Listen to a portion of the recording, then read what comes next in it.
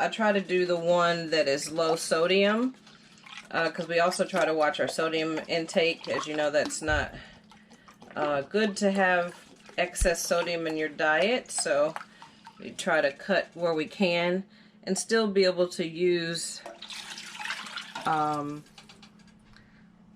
our nice Himalayan salt and things like that for flavoring, which is really yummy, and it's good for your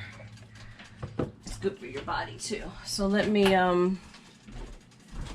put this in the fridge for later so that doesn't go bad.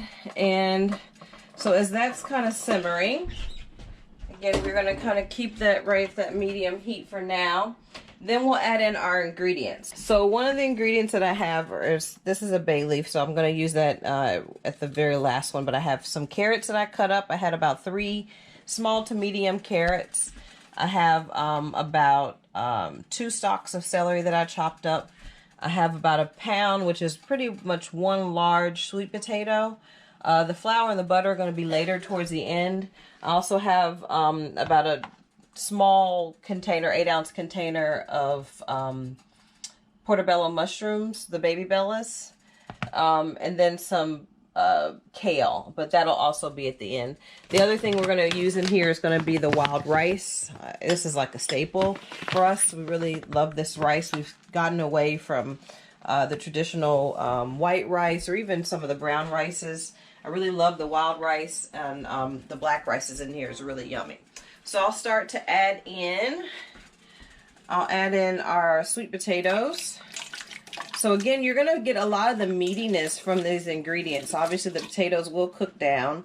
So that'll be something that'll give you some texture as well as flavoring. And then the carrots are really good. We always think about carrots in soups, especially like if you're doing like chicken noodle soup and things like that. And then the celery is also a yummy one. It softens up pretty nicely. So that's good. And then to give you that really meaty texture without the actual meat, that's where we get these portobello mushrooms. Kind of cut those a little bit, slice them a little bit, and then we'll kind of let this simmer. And I still have one more thing to add in. So the item that I'll add in is now the rice. So it's a cup of this rice.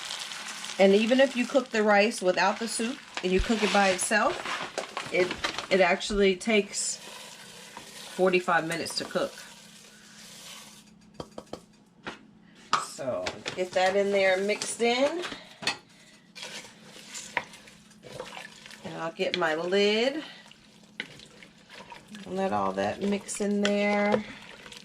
I'll turn the temperature down a little bit because I don't want it to, I want it to just simmer enough to keep the temperature, to allow the vegetables and the rice to all soften, let those natural flavors come out.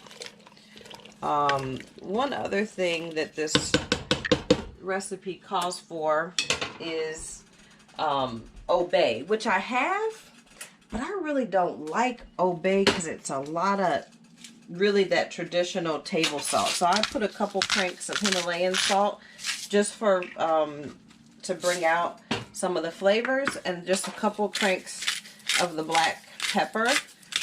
These are peppercorn. And then I usually like to use a little just kind of blended herbs. So this one is just this is Trader Joe's herbs, but it's a blend of, it has some aromatics of thyme and rosemary, basil, sage. So that'll give it just, I'll give about 2 of those heaping, because it is a thing of soup, and allow those flavors to come together.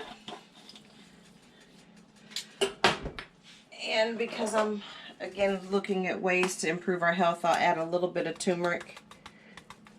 I don't know, that's probably about 2 teaspoons or so of that. That's 1 slap of turmeric. So I'll mix all that together before I add the final bay leaf in there to allow the full bit to simmer.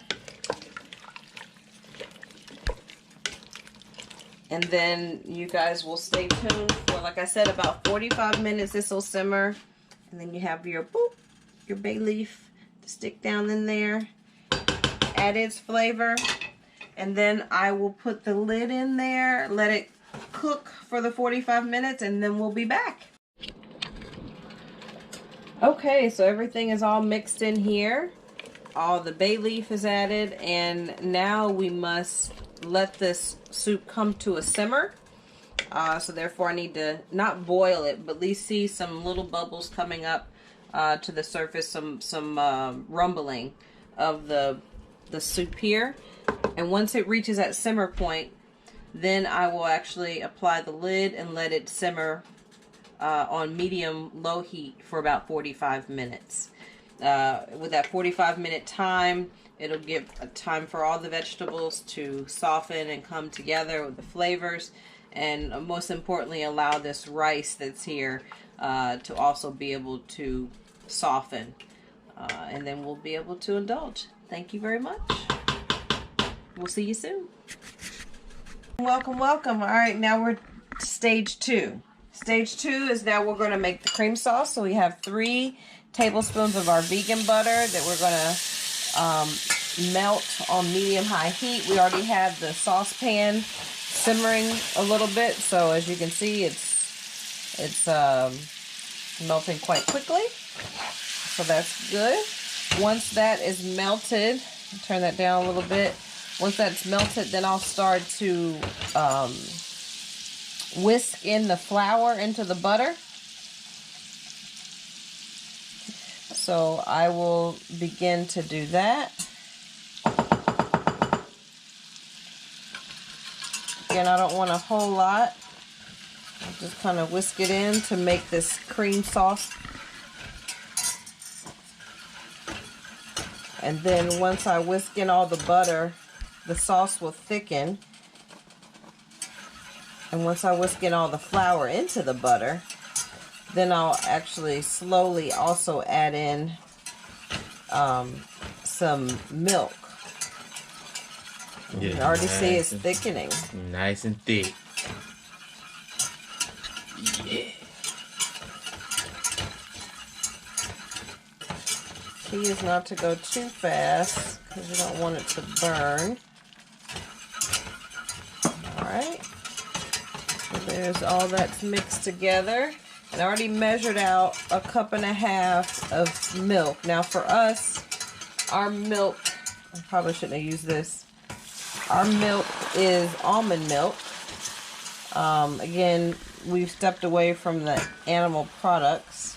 So I just will slowly add in this 1.5 cups of milk.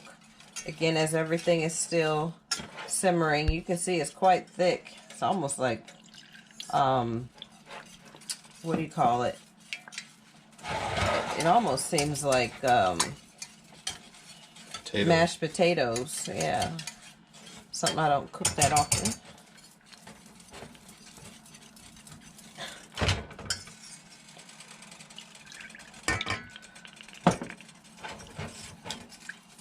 Whoops.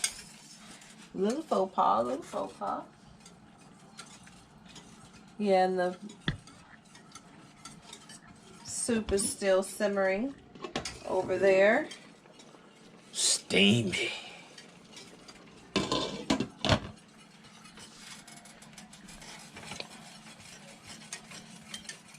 Just want to give this enough time to constitute. And working all that milk and flour together. Should have this and then one more should do it.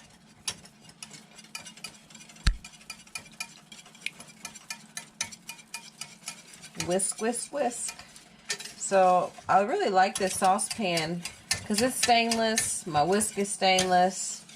So you don't have to worry about scraping. So many times the saucepans that they sell in the sets are all coated with the non-stick, which the non-stick has its perfect purpose. But when you're doing whisking like this, then you end up having to do like a coated whisk, something like this one, which is okay, but then you have to worry about keeping it away from the bottom as long, because then it can start to wear away the coating. So you have to, I really like this metal on metal. So what you do with the sauce now? So once this gets all constituted together, I just want to give it enough time for that fresh milk I just added in there to really heat up a bit. Then I'm going to blend it in with the soup, and then you'll see the color of the soup really come together. That base of the vegetable stock did a great job with getting all the vegetables to break down, as well as cooking the rice, bringing all those flavors together.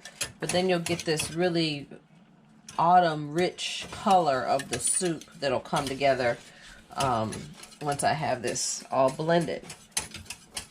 And then the last one that I'll do is I'll blend in the kale. All right, so I already had the, let me move, yep, thank you. So what I'll do is slowly, while this is still, I'll cut that oil, I'll slowly continue. Alrighty, and then I will add this in, stirring as I'm doing it, to really bring that mixture together. And you can see there's really like no lumps. That whisk does a great job. You can see the color of that soup really starting to change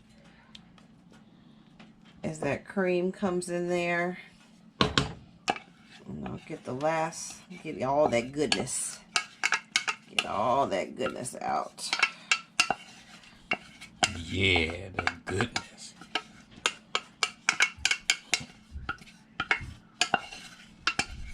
I like to get it all, get it all, get it all, get it all. Get it all. Okay, so I think that should be good enough.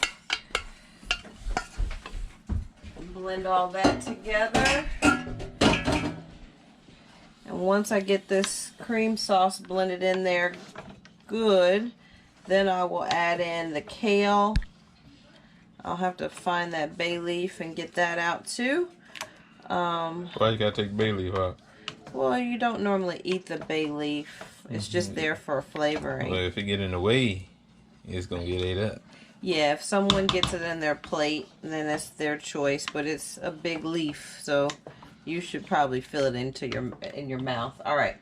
So now I've already cleaned and the actual kale. So this is just kale that I stripped from the stem, and I like to break it up into kind of smaller pieces like this, because that way when people get it in their bowls, it's not big huge pieces that they're trying to chew and cut up. So some of these I already did break up, and a couple others when I put them off the stem, they kind of came whole. So I do like to try to just make sure, like I said, that they're pretty broken down. But it shouldn't take but a couple minutes for this to wilt up. That's all that we're doing, is just allowing this kale to break down. I like to use kale. It's a tougher green. Some people may want to use spinach or something like that. But this is basically about 2 handfuls of kale. Sometimes I also like to roughen it a little bit just to help it. So that's another technique you can do. And then when you're doing that roughing, it actually does naturally break apart. But you really don't have to do that as much when you're doing the soup. Just showing a different technique. But this has been washed, vegetable washed, and then rinsed with water before, and then sitting in the refrigerator waiting for it to be added to the soup. So we'll get all that mixed in, and we're gonna have a nice hearty soup, you guys. I am so excited. So what we'll do is we'll blend this all together pretty good, and then once it gets all blended, then I'll just put the top back on again, because I don't want all the moisture to evaporate. But you can see the color of that soup. Cornbread. And wait a minute, we're not there yet. You're going too far. All right, we're ready. Everything is all in the pot. Everything has simmered. and we are ready to see the final results. All right, y'all ready? On the count of 3. 1, 2, 3. Look at that. Put this back there. Oh, you see all that. Look. All that's melded together. That spinach is all nice and wilted. That looks yummy. See the richness of the color of the soup and that rice. You see the darkness of the blended rice, of black rice and brown rice. Pull some up out of there in the and spoon. wild rice. You see that? I have a slotted spoon, so it's probably not a good example. You see all those different, there's even some red rice in there. You see the spinach and the... Yeah, they look good. That looks good. Okay. So now that we've gotten some intensity of being able to see it, now we'll start to serve it. So we will take our nifty bowl here, and I got a ladle, and I'll reach from the bottom, and I'll fill up a bowl with a serving. Do one more.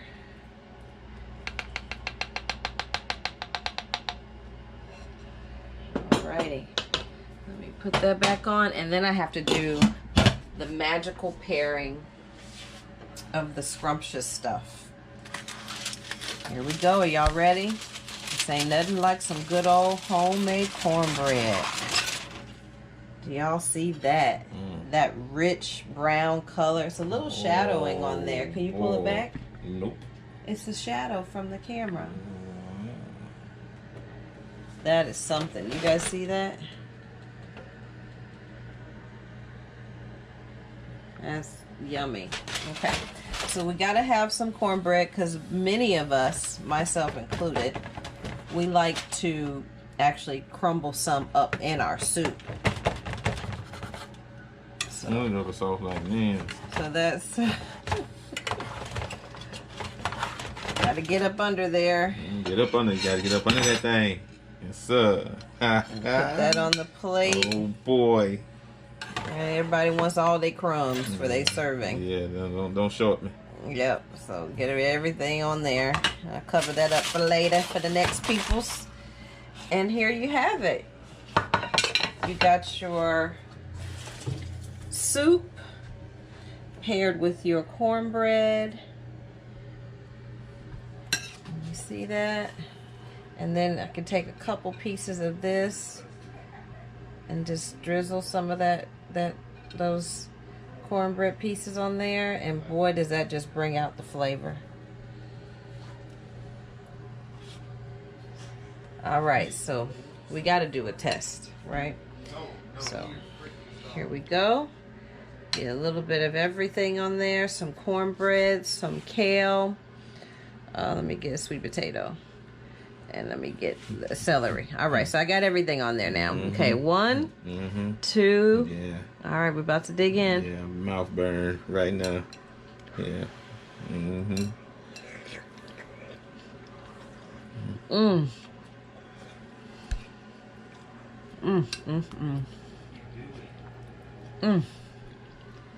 That is flavorful, y'all. I can taste the base. I can taste all even a little bit of the garlic just came out.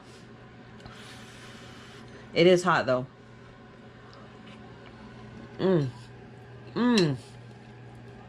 Oh my goodness. Okay. And then we gotta take a little bit of this cornbread, y'all. Let me just get a little taste of that. You see that? Y'all, I want to dip it. Okay, I'm gonna do it. I gotta dip it. Okay. Get a little bit of them juices, all that meshed together. Woo!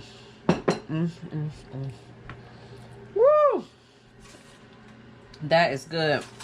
Y'all, I know I'm supposed to be... This is good. I want some of these mushrooms now.